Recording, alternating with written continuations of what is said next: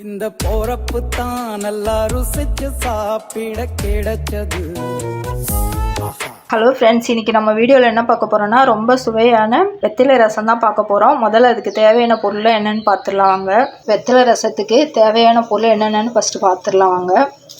ஒரு ஸ்பூன் ஜீரகம், ஒரு ஸ்பூன் மிளகு, ஒரு 4-5 பல் பூண்டு, 2 காஞ்ச மிளகா, ஒரு ஸ்பூன் துவரம் பருப்பு, ஒரு சின்ன துண்டு பெருங்காயம்.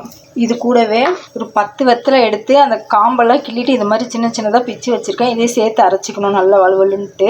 இப்போ எல்லாத்தையும் சேர்த்து நல்லா அரைச்சி எடுத்துக்கலாம். இப்போ மிளகு சீரகெல்லாம் அரைச்சிட்டு வந்துட்டேன். இப்போ அடுப்பில் பார்த்தீங்கன்னா ஒரு சின்ன கோழி அளவு புளி கரைச்சி ஒரு டம்ளர் தண்ணியில் கொதிக்க வச்சுருக்கேன். இது கூட நம்ம அரைச்ச விழுதை சேர்த்துக்கலாம். 2 தக்காளி அரைச்சி வச்சுருக்கேன், அதையும் சேர்த்துக்கலாம். கொஞ்சோண்டு மஞ்சள் பொடி, 1/4 ஸ்பூன் அளவுக்கு மஞ்சள் பொடி எடுத்து வச்சுருக்கேன், அதையும் சேர்த்துக்கலாம். இப்போ நம்மளுக்கு எவ்வளோ ரசம் தேவையோ அந்த அளவுக்கு நம்ம தண்ணி ஊற்றி கொதிக்க வச்சுக்கலாம்.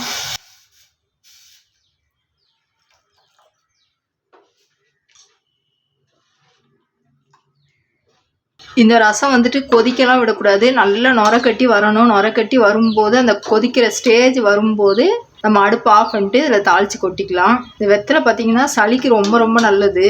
நல்லா நுர கட்டி வருது பாருங்கள். இந்த ஸ்டேஜில் நம்ம ஆஃப் பண்ணிக்கலாம். இதை நம்ம கொதிக்க விடக்கூடாது. இப்போ ஆஃப் பண்ணிவிட்டு எடுத்து வச்சுருக்க கொத்தமல்லியை சேர்த்துக்கலாம், கருவேப்பிலை சேர்த்துக்கலாம். 2 வெத்தலை எடுத்து வச்சுருக்கேன், கட் பண்ணி சேர்த்துக்கலாம்.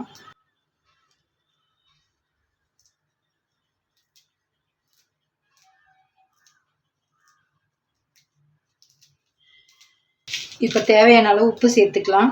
ரசத்துக்கு எவ்வளோ தேவையோ அந்த அளவுக்கு உப்பு சேர்த்துக்கலாம். சேர்ந்து நல்லா கலந்து விட்டுக்கலாம். பாருங்கள், பார்க்கறதுக்கே எவ்வளோ சூப்பராக இருக்குது பாருங்கள். இப்போ நம்ம தாளித்து கொட்டிக்கலாம்.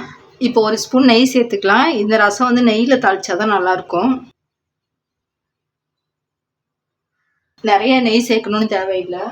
இப்போ நெய் நல்லா காஞ்சிச்சு, கடுகு சேர்த்துக்கலாம்.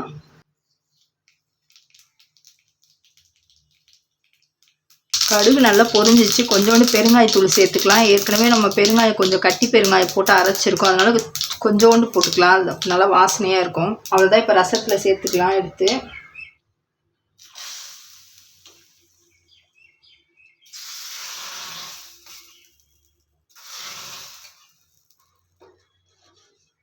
அவ்வளோதான், நம்ம சுவையான சூப்பரான வெற்றிலை ரசம் ரெடி ஆகிடுச்சு. நீங்களும் உங்கள் வீட்டில் எப்படி இருக்குன்னு செஞ்சு பார்த்துட்டு கமெண்டில் சொல்லுங்கள்.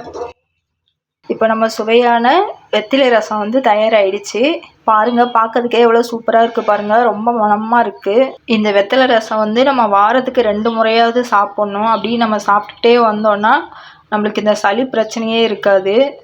அது மட்டும் இல்லாமல் இப்போ நம்மளுக்கு எப்போயாவது ஒரு டைமில் ஜுரம் அப்படியே வாயெல்லாம் கசப்பாக இருக்கும். எதுவுமே சாப்பிட்டாலே அப்படியே வாய்க்கே நல்லாவே இருக்காது.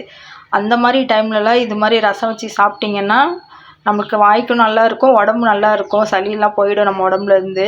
நீங்களும் ட்ரை பண்ணி பாருங்கள். இந்த வீடியோ உங்களுக்கு பிடிச்சிருந்துன்னா லைக் பண்ணுங்கள், ஷேர் பண்ணுங்கள், கமெண்ட் பண்ணுங்கள், சப்ஸ்கிரைப் பண்ணுங்கள். அப்படியே பக்கத்தில் இருக்க பெல் ஐக்கானை மறக்காமல் கிளிக் பண்ணிடுங்க.